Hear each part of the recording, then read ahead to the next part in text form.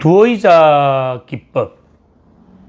빈 의자 기법은 그 빈 의자에 어떤 대상이 앉아 있다라고 가정을 해서 자신의 그러한 억압된 감정, 해소되지 못한, 해결되지 못한 그런 욕구들을 이야기하는 거고. 이 두의자 기법은 의자가 두 개잖아요. 그러면 하나의 의자에는 상전, 하나의 의자에는 하인. 이 뭐예요? 계급 그런 그거 할 때 쉽게 이야기하면 우리의 그 정신 분석학 관점에서 보면 상전은 초자를 이야기하는 거, 슈퍼에고를 이야기하는 거고. 그래서 상전과 하인 두 부분으로 분열되어 있다. 이거는 내 마음 안에 두 가지 마음이 있다 이 말이에요. 이것이 서로 항상 갈등을 하고 서로 통합되지 못하니까 내 안에서 항상 분열이 일어나 있는 상태. 이걸 의자 두 개에 상전과 하인이 있다고 생각하고 각자의 입장에서 그러한 감정을 표현하는 거예요. 그건 뭐냐면 내 안에, 내 내면에 이 상전과 하인이 대화를 할 수 있도록 통합을 시켜주는 기법이다. 자, 아까 상전은 뭐라고 했습니까? 초자, 도덕적인 거다 이 말이에요. 그래서 주로 지시하죠. 또 지시하고 잘못된 것에 대해서는 비난을 하는 것. 이게 이제 상전의 개념이다. 우리 마음 안에 그 상전이 있다 이 말입니다. 반대로 하인은 뭘까요? 억압되고 희생된 인격의 측면. 늘 설교를 들으며 괴롭힘을 당하는 그러한 그걸 하인이라고 이름을 펄스가 붙인 거예요. 그럼 우리 마음에는 결국 뭐가 있다? 상전이 있고 하인이 있다. 이 두 가지는 항상 뭐 하고 있다? 다툰다. 우리 마음은 양가적인 부분을 다 갖고 있죠. 양가성을. 이성적인 게 있다면 반대쪽에는 감정적인 게 있죠. 우리의 희망적인 게 있다면 절망적인 것이 있고 긍정적인 것이 있다면 부정적인 것이 있고 마찬가지로 우리의 성격적인 측면에서 보면 상전과 하인 이렇게 이제 이름을 붙인 거예요.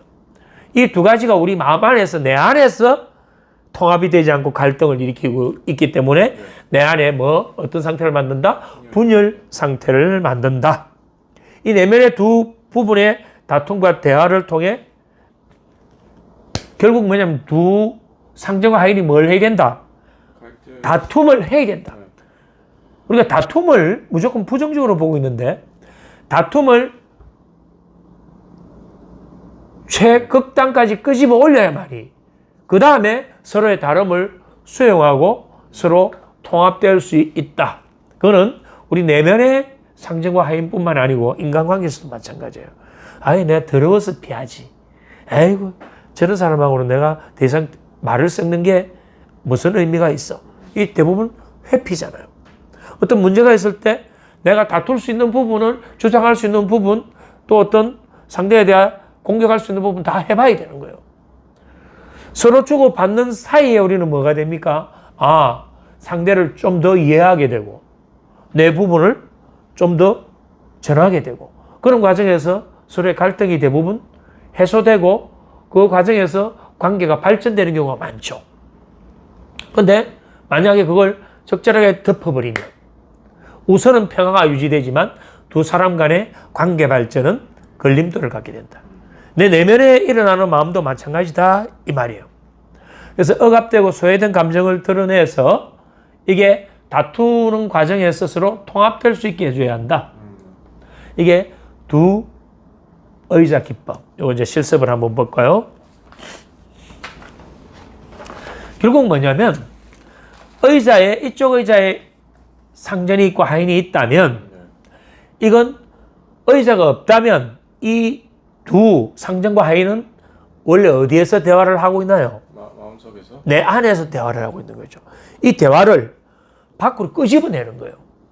이쪽의 의자에서 이러한 상전의 입장을 이야기를 하고 그럼 옆에 상담사는 거기에 적절하게 길잡이 역할을 해주고 거기 보조를 맞춰주고 때로는 질문을 하고 도와주는 거죠. 그럼 또 이쪽 입장에서 본인이 이야기하고 나서 반대쪽 가서 하인의 입장에서 또 이야기를 하는 거예요.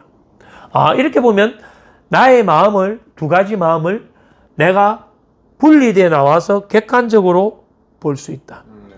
자, 내적인 대화를 외적인 대화로 만들어준다. 서로의 목소리를 알아듣도록 상담사가 역할을 때로는 해줘야 한다. 중요한 건 갈등을 분명하게 드러내는 것이 효과적이다. 네. 이건 아까 설명드린 것처럼 일반 인간관계에서도 마찬가지입니다. 우리가 갈등을 무조건 피하는 것이 관계 발전을 위해서 좋다라고 생각하는 사람들도 있는데 그렇지가 않아요.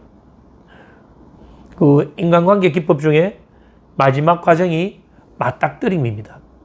맞닥뜨림이 뭐냐면 상대와 나가 다를 때 그 다름이 상대가 심한 생략이나 왜곡이나 일반화되어 있을 때 또는 상대가 아주 부정적인 자기 제한 신념에 갇혀 있을 때 상대의 말과 행동이 일치하지 않을 때 그럴 때 우리는 뭐냐면 서로 맞닥뜨림을 통해서 잘못된 부분을 잡아줌으로 인해서 두 사람의 관계가 주고받는 관계가 건강한 관계로 발전되는 거죠.